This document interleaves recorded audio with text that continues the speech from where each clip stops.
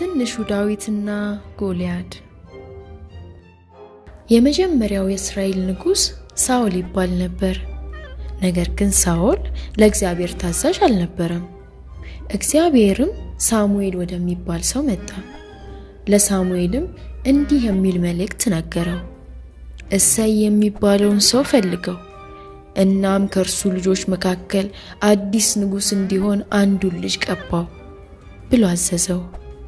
ሳሙኤልም ወደ ቤቴልሔም ሄዶ እሰይን አገኘው። እሰይም ጠንካራና ቆንጆ የሆኑትን 7 ልጆቹን አሳየው። እግዚአብሔርም እንዲህ አለው፣ እኔ መልክና ጥንካሬያቸውን አላይም፣ እኔ የማየው ልብን ነው። ለዚህ የምፈልጋቸው እነዚህ አይደሉም አለ። እሰይም የመጨረሻ ልጁ የሆነውን ዳዊትን በጎች ከሚጠብቅበት ስፍራ አስጠራው። ሳሙኤልም አየው። እግዚአብሔርም እኔ የምፈልገው እሱን ነው አለ። ዳዊትም አዲስ ንጉስ እንዲሆን ተቀባ።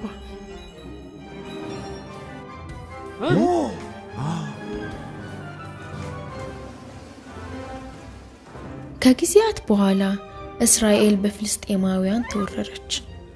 በወቅቱ በጣም ግዙፍና ትልቅ የሆነው ጎልያድ ለእስራኤላውያኖች እስኪ ከናንተ መካከል አንድ ምረጡ፣ ወደ እኔም ይምጣ።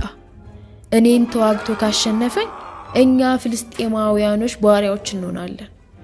እኔ ካሸነፍኩኝ እናንተ ለኛ ባሪያ ትሆናላችሁ፣ ለኛም ትገዛላችሁ እያለ ፎከረ።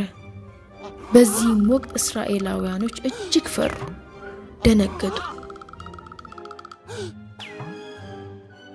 ዳዊትም ለወንድሞቹ ምግብ ለማድረስ ወደ ጦርነቱ ስፍራ ሄደ።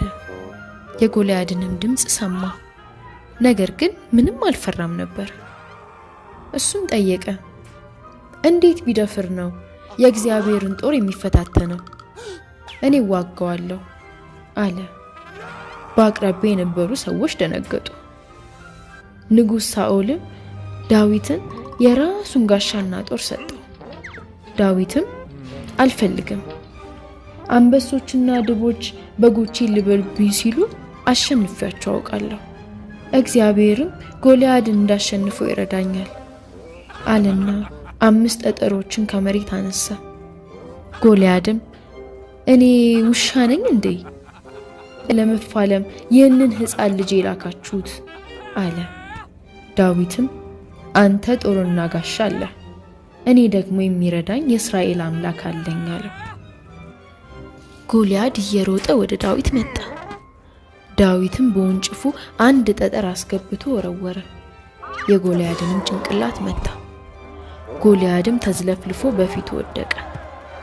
ፍልስጤማውያንም ይህንን ባዩ ጊዜ ደንግጠው ሮጡ፣ ተሸነፉ። በእግዚአብሔር እርዳታ ዳዊትም ጀግና ሆነ፣ እስራኤላውያንም ነፃ ወጡ። ለዚህ ቻናል አዲስ ከሆናችሁ ሰብስክራይብ በማድረግ ቤተሰብ ይሁኑ። እንደዚህ አይነት ደስ የሚሉ የመጽሐፍ ቅዱስ ታሪኮችና ሌሎች አስተማሪ ቪዲዮዎች እንዲደርሱት የደወል ምልክቷን